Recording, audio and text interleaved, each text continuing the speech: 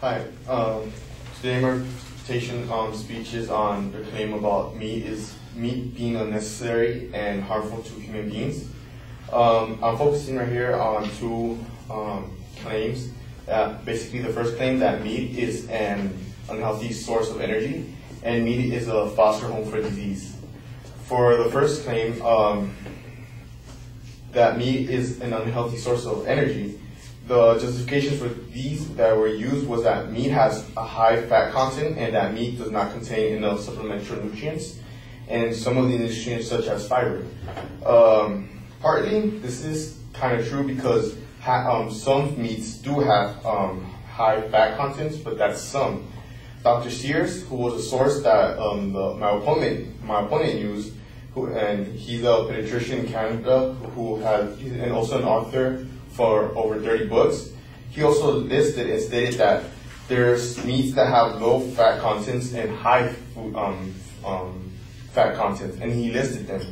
I have the list right here. He said that top round, eye round, tip round, bottom round, shank, sirloin, arm, top, loin, and T-bone. And that's going from lowest concentration of fat to highest concentration of fat, and the list just keeps going on. Also, Dr. Sears states that there's other ways of getting rid of this fat, such as boiling the meat, and other ways to remove the unwanted fat, making it more healthy. Also, the meat is not really an unhealthy source of food, or source of, it's not really unhealthy unless you overconsume it. So if you overconsume it, and this is conditional because the more you eat, the more likely you're gonna get more of this unwanted fat. So too much is bad, but not if it's moderation. It's not a bad source of energy.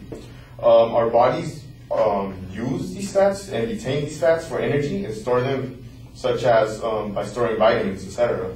And our bodies have ways of burning these fats, such as exercise, but that's a choice of the individual. Also, for the second argument, meat do not contain enough supplementary nutrients. I went to NutriStrategy Nutrition, the website, and it stated that meat has sources of zinc, vitamin B12, phosphorus, vitamin B6, chlorine, and riboflavin, and iron. And they also state what these actual vitamins and proteins do. For example, zinc is used for cell reproduction, tissue growth, and repair. Vitamin B12 is needed for building proteins and red blood cells. Riboflavin is used for energy for metabolism, building tissue, and maintaining good vision. Iron is used for hemoglobin, and vitamin B6 is needed for cell growth. And as you can see, these supplements and nutritions are found in meat, and they are used for helping have a healthy body. And of course, meat won't have fiber because fiber is found in plants or other type of foods such as vegetables. And this was reaffirmed by the University of Oregon that states that plants have fiber. And basically, yeah, you can't state that meat does not have fiber. It's just a fact. And the response to the second claim that the opponent said was that meat is a foster home for disease. It's true that, yeah, you could have high fat and cholesterol and get heart disease based on overconsumption, but that's overconsumption, not moderation. And consumption of meat increases the risk of cancer. That technically hasn't been proved. It's been linked, such as saying that it correlates, such as the example used that when ice cream sales are being high, rates are being high or something like that. And I went to a website called nanomedicincenter.com, and it states that cancer begins through a mutation in genes, and also bowel cancer that has been directly linked to meat consumption is a result of a damaged gene, and their sole purpose is to repair this gene. So if this gene is damaged, it can't repair the other mutated genes. So in conclusion, I state that meat is not necessarily not needed, and also that it is healthy, but it's conditional based on the lifestyle someone has. Thank you.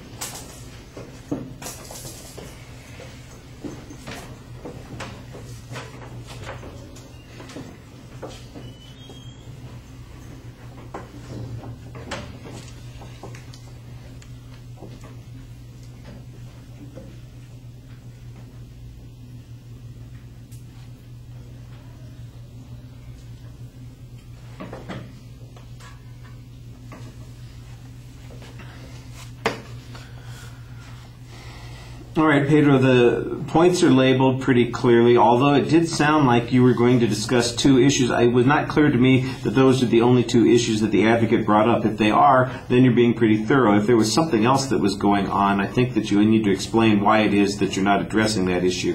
And the way you introduced the material, it was a little unclear. On the other hand, your challenges on the 2 points that you do deal with are very clear. The first point is to try and minimize the argument, to suggest that that there might be some limitations on the evidence that the advocate used. I like the fact that it sounds like you're using the same evidence that the advocate used on this particular point, and in fact that it suggests that there is a utility for meat consumption here. And so if you can show and remind us that this is the advocate's own evidence, and so there's inconsistency on this, and their inference or interpretation is different than the authorities that they're citing, I think that would make your argument stand out a little bit more in contrast. And it sounds like that's what you've got, but you just need to emphasize it a little bit more.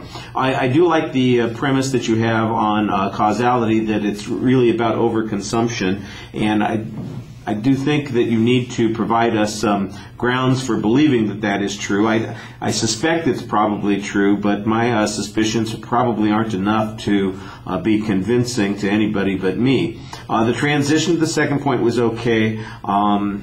I thought you had a whole bunch of factual data on the contents of meat and all the vitamins and nutritional issues that they provide. You grant the whole issue about fiber, which I guess is okay, and then you come back again to a counterclaim argument, basically suggesting that the cancer has to have had a genetic link and that the food relationship is minimal there. Also, you kind of press a little bit on this correlation, that it is not a confident link. I think you could have a stronger argument on that. I thought you did a pretty good job explaining things and talking to us very directly also.